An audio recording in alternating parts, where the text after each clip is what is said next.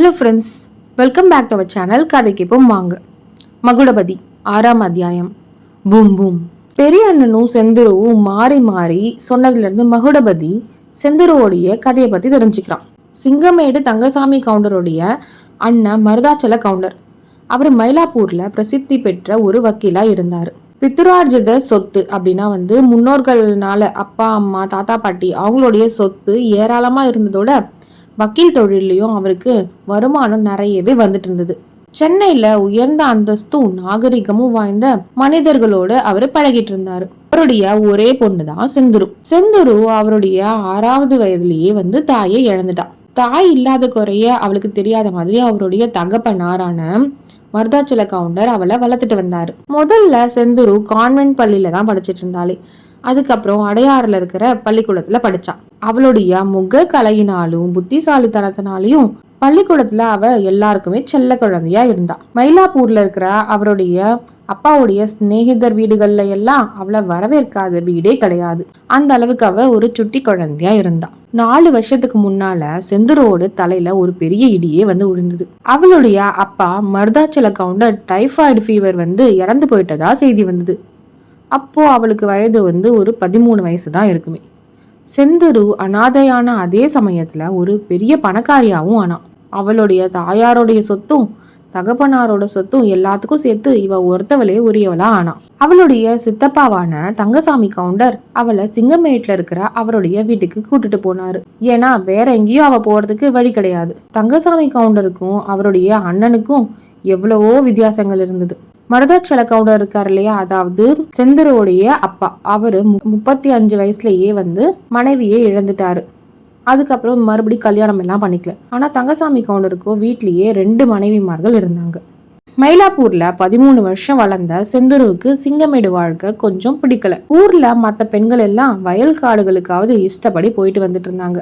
ஆனா பெரிய கவுண்டர் வீட்டு பொண்ணானதுனால செந்துரு வீட்டை விட்டு வெளியில போகவே முடியல. அவளுடைய நட உட பாவனை இது எதுவுமே அவங்க வீட்டுல இருக்கிறவங்க யாருக்கும் பிடிக்கல. அதே மாதிரி மத்தவங்களுடைய பழக்க வழக்கங்கள் செந்துருவுக்கும் பிடிக்கல. இவளுடைய படிப்பு கர்வத்தை அவங்களால சகிச்சுக்கவும் முடியல. அவங்க படிப்பு இல்லாம இருக்கிறத இவளாலையும் பொறுத்துக்க முடியல. அதனால வீட்டுல வர வர ரகல அதிகமாயிட்டே போச்சு. தங்கசாமி கவுண்டருக்கும் மருதாச்சல கவுண்டர் மாதிரியே சமபாகம் இருக்குது. ஆனா அவரு தாலுகா போர்டு, ஜில்லா போர்டு, எலெக்ஷன் அந்த மாதிரியான விஷயங்கள்ல ஈடுபட்டதுனால ஆரம்பத்துல இருந்து வரவுக்கு மேல செலவாகி கடன் முத்திடுச்சு.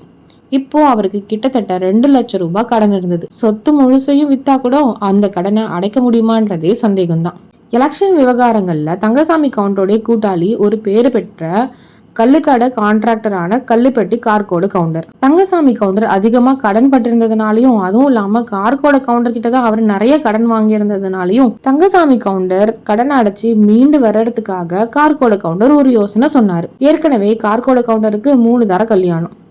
முதல் தாரம் ஏற்கனவே இறந்து போனதுனால மிச்ச 2 மனைவிகளும் வீட்டுலதான் இருந்தாங்க.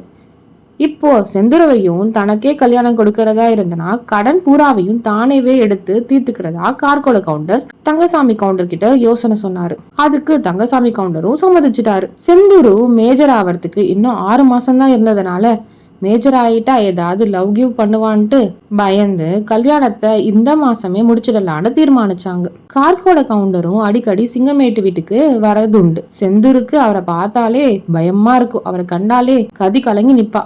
அவர் எதிரிலேயே வரமாட்டா. கல்யாண பேச்சு அவ காதுல விழுந்ததும் விஷம் குடிச்சு உயிரை விட்டுடலான்னு தீர்மானிச்சா. பெரியண்ண கவுண்டர் கிட்ட விஷம் வாங்கி தரபடியும் கேட்டா. பெரியண்ண அவளை தடுத்து கல்யாணத்தை நிறுத்துறதாவும் செந்துரு அந்த வீட்டுல இருந்து தப்பிக்கிறதுக்கு வேற வழி யோசிக்கலான்னு சொன்னான். அந்த சமயத்துலதான் செந்துருவுக்கு அவளுடைய பள்ளிக்கூட தோழி பங்கஜத்துக்கிட்ட இருந்து ஒரு கடுதாசி வந்தது. செந்துரு மயிலாப்பூர்ல இருந்தப்போ அடுத்த வீட்டு சப் ஜட்ஜ் ஐயாசாமியும் முதலியாரோடைய குடும்பத்தார் வசிச்சுட்டு வந்தாங்க. முதலியாரோட பொண்ணுதான் பங்கஜம். செந்துரு சிங்கமேட்டுக்கு வந்ததுக்கு அப்புறமேட்டா சில காலத்துக்கு பங்கஜத்துக்கு கடுதாசி எழுதிக்கிட்டு இருந்தா. அப்புறம் திடீர்னு பங்கஜத்துக்கிட்ட இருந்து எந்த கடுதாசியுமே வராம போய் நின்னுது. தான் எழுதுற கடுதாசி ஒரு வேளை தபால் பெட்டில போய் சேருதோ இல்லையோன்னு செந்துரு சந்தேகப்பட்டா. அந்த சந்தேகத்தை தீர்த்துக்கவும் அவளால முடியல. கடைசியா பங்கஜத்துக்கிட்ட இருந்து கடுதாசி வந்து கிட்டத்தட்ட 2 வருஷத்துக்கு மேல ஆயிடுச்சு. பெரிய அண்ணனும் செந்தருவும் இப்ப வீட்டை விட்டு தப்பிக்கிறதுக்காக யோசனை செஞ்சுட்டு இருந்தப்போ கடைசியா பங்கஜத்துக்கிட்ட இருந்து ஒரு கடுதாசி வந்தது. அந்த சமயம் பார்த்து தங்கசாமி கவுண்டரும் ஊர்ல இல்ல, ஏதோ ஒரு கேஸ் சம்பந்தமா சென்னை பட்டணம் வரைக்கும் போயிருந்தாரு. அதனால அந்த கடுதாசி செந்தருவோடைய கையிலேயே நேர்லயே கிடைச்சிடுச்சு. அதுல பங்கஜம் எழுதின நிறைய கடுதாசிக்கு செந்தூரு கிட்ட இருந்து எந்த பதிலுமே வரல அப்படின்னும், அதனால கடுதாசி எழுதுறதையே நிறுத்திட்டதாவும், இப்போ அவளுடைய அப்பா உத்தியோகத்துல இருந்து ரிட்டையர் ஆனதுனால குடும்பத்தோட கோயம்புத்தூருக்கு வந்து குடியேறி இருக்கிறதாகவும், செந்தூருவோடைய ஊருக்கு வந்து அவளை பார்க்க விரும்புறதாவும் எழுதியிருந்தா. இதை பார்த்ததும் செந்தூருவும் பெரிய அண்ணனும் ஒரு முடிவுக்கு வந்தாங்க. கல்யாணத்தை நிறுத்தத்துக்காக பங்கஜத்தோடைய மூலியமா அவருடைய அப்பாவுடைய ஒதாசியை தேடுறதுன்னு தீர்மானிச்சாங்க. பெரிய அண்ணன் முதல்ல அவன் மட்டும் கோயம்புத்தூருக்கு போயிட்டு வரதான் முடிவு பண்ணான். செந்தூரு அதை மறுத்து ஒரு நிமிஷம் கூட அவளால அந்த வீட்டுல இருக்க முடியாதுன்னு 2 பேருமே கோயம்புத்தூருக்கு போயிடலாம் அப்படின்னு பிடிவாதம் பிடிச்சா. கோயம்புத்தூர்ல தங்கசாமி கவுண்டருக்கு சொந்தமான ஒரு வீடு இருக்கிறது அவளுக்கு தெரியும். அது பூட்டி கிடக்கிறதாவும், தங்கசாமி கவுண்டர் எப்போவாவது குடும்பத்தோட கோயம்புத்தூருக்கு வந்தா அதுல தங்குறது வழக்கம்னு அவ தெரிஞ்சு வச்சிருந்தா. அந்த வீட்டு பூட்டோடைய சாவியும் சிங்கமேட்ல தான் இருந்தது. அதை எடுத்துக்கிட்டு அன்னைக்கு காலையிலேயே அதிகாலையிலேயே யாருக்கும் தெரியாம 2 பேரும் சிங்கமேட்ல இருந்து கிளம்பி 2 மைல் தூரத்துல இருந்த ரயில்வே ஸ்டேஷனுக்கு போய் ரயில் ஏறி கோயம்புத்தூர் வந்து சேர்ந்தாங்க. சப்ஜட்ஜ் ஐயாசாமி முதலியாருடைய பங்களா எங்க இருக்குதுன்னு கண்டுபிடிக்கிறதுக்காக முதல்ல பெரிய அண்ணன் செந்தூருவோடைய கடிதத்தோட போனான். போகும்போது வீட்டுல செந்தூரு தனியா இருக்கிறது யாருக்கும் தெரியாம இருக்கிறதுக்காக வெளியிலேயே கதவை பூட்டிட்டு போனான். திரும்பி வந்து வெளிக்கதவை திறந்த போதுதான் மகுடபதி அந்த வீட்டுக்குள்ள நுழைஞ்சான். இவ்வளவு விவரங்களையும் சொல்லி முடிக்கிறதுக்கு ரொம்பவே நேரமாயிடுச்சு. எல்லா விஷயத்தையும் கேட்டதுக்கு அப்புறமேட்டா மகுடபதி, பாட்டா இவ்வளவு சொன்ன நீ ஒரு விஷயம் மட்டும் சொல்லலையே, சிங்கமேட்டு கவுண்டர் வீட்டுக்கு நீ எப்படி வந்து சேர்ந்த அப்படின்னு கேட்டான். அதுக்கப்புறம் பெரிய அண்ணன் அந்த கதையையும் சுருக்கமா சொன்னான். பல வருஷங்களுக்கு முன்னால பெரிய அண்ணன் கள்ளிப்பட்டி கார்கோட கவுண்டர் வீட்டுல வேலை பார்த்துட்டு இருந்தான். அவரு ஒரு நாள் அதிகமா கோபப்படவே அங்கிருந்து கிளம்பி வந்துட்டான். இலங்கைக்கு போய் சில காலம் அங்கேயே வசிச்சுட்டு வந்தான். இலங்கையில தான் அவன் பெரிய குடிகாரன் ஆனான். இந்தியாவுக்கு திரும்பி வந்ததுக்கு அப்புறமேட்டா ஒரு கலக கேஸ்ல அவன் மாட்டிக்கிட்டான். கீழ்கோர்ட்டுல 7 வருஷம் தண்டனை கொடுத்தாங்க. ஹைகோர்ட்ல கேஸ் உடஞ்சி விடுதலை ஆனான். அந்த கேஸ்ல செந்தூருவோட அப்பா தான் வக்கீலா இருந்தாரு. அவனை விடுதலை செஞ்சாரு. அப்போவே பட்டணத்துல செந்தூருவ பெரிய அண்ணன் பார்த்திருக்கான். குழந்தைய தூக்கி வச்சுக்கிட்டு கொஞ்சியும் இருக்கான். செந்தூரு அப்ப குழந்தையா இருந்தா அவளை தூக்கி வச்சு கொஞ்சம் கூட இருக்கா. மகுடபதிய குத்தன வழக்குல விடுதலை ஆனதுக்கு அப்புறமேட்டா பெரியண்ணன் கொஞ்ச நாள் ஊரா சுத்திக்கிட்டு மதுவிலக்கு பிரச்சாரம் செஞ்சுட்டு வந்துட்டு இருந்தான். இது கார்கோட கவுண்டருக்கு தெரிய வந்தது.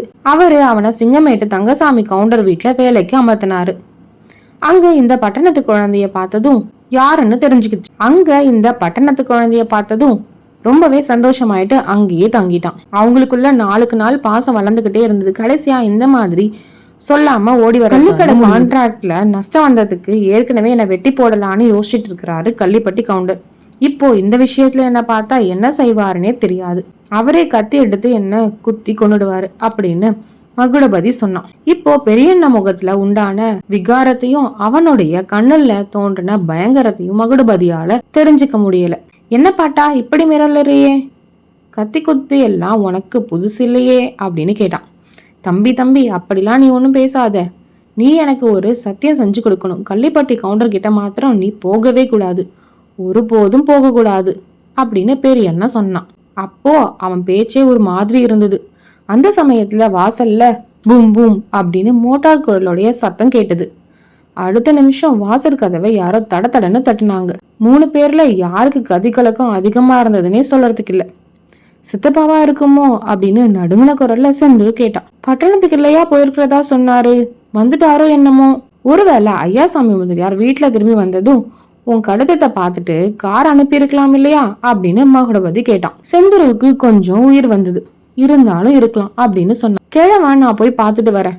எதுக்கும் தம்பி நீ இந்த அறைக்குள்ளேயே இரு, கதவை உள்பக்கமா தாப்பா போட்டுட்டு அப்படின்னு சொன்னான். பெரிய அண்ணன் கையும் காலும் நடுங்க மச்சு படிக்கட்டுல இறங்கி கீழே வந்து கையில அரிக்கன் விளக்கை எடுத்துக்கிட்டு வாசல் கதவை திறந்தான். கதவை இடிச்ச டிரைவர் ஒதுங்கி நின்னான். மோட்டார் வண்டியில 2 பேர் உட்கார்ந்துட்டு இருந்தாங்க. அவங்கள பார்த்ததும் கிழவன் பிசாச பிரதிஷ்டமயமா பார்த்தவன மாதிரி பயங்கரம் அடைஞ்சு பேச்சு மூச்சு இல்லாம நின்னான். தொடரும்.